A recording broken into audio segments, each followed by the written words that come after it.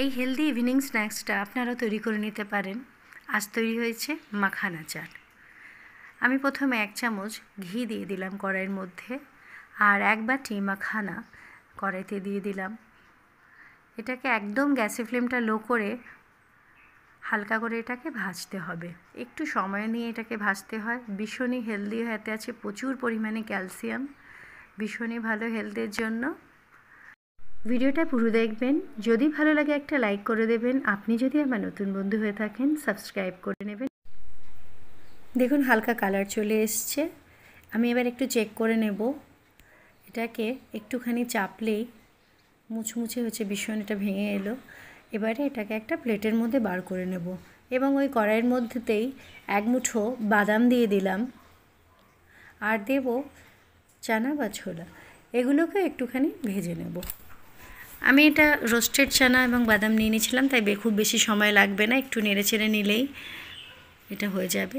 দেখুন কি সুন্দর, একদম পপকর্নের মতো হয়েছে। এটা এমনিও খাওয়া যায়, খুব ভালো লাগে খেতে। এটাকে আমি প্লেটে বার করে নেব। এবার একটা বাটি নিয়ে নিয়েছি, তার মধ্যে প্রথমেই মাখানাটা দিয়ে দিলাম।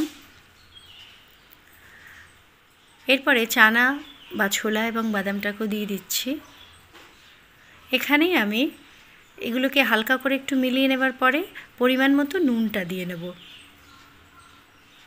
আর দেব খুব সামান্য লাল লঙ্কার গুঁড়ো।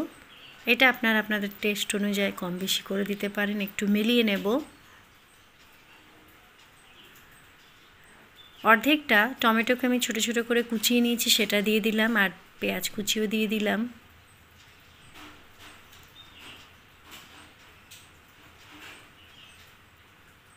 এক চামচ চাট মশলা দেব, ভীষণই চটপটা স্বাদ এসে যায় এর জন্য।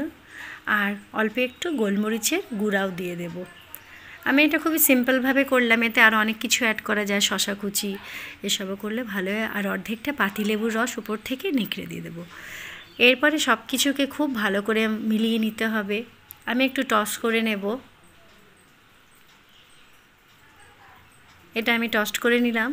এবার একেবারে তৈরি এটা চায়ের সাথে খাওয়ার জন্য, বা আপনারা এমনিও এটা খেয়ে নিতে পারেন। মাখানা, চানা, বাদাম সব কিছু একসাথে মিলে যখন তৈরি করা হয়, তাতে ক্যালসিয়াম, প্রোটিন, ভিটামিন, মিনারেল সব কিছুই পাওয়া যায়, তাই এটা হাড়ের জন্য খুব ভালো। অবশ্যই এই রেসিপিটা আপনারা ট্রাই করবেন। আমি ওপর থেকে সার্ভ করার আগে অল্প বিট লবণ এভাবে ছড়িয়ে দিলাম, এতে আরও চটপটা খেতে হয়। তৈরি হয়ে গেল একদম চটপটা মাখানা চাট। ভিডিওটা পুরো দেখার জন্য অনেক ধন্যবাদ। সকলে খুব ভালো থাকবেন, সুস্থ থাকবেন।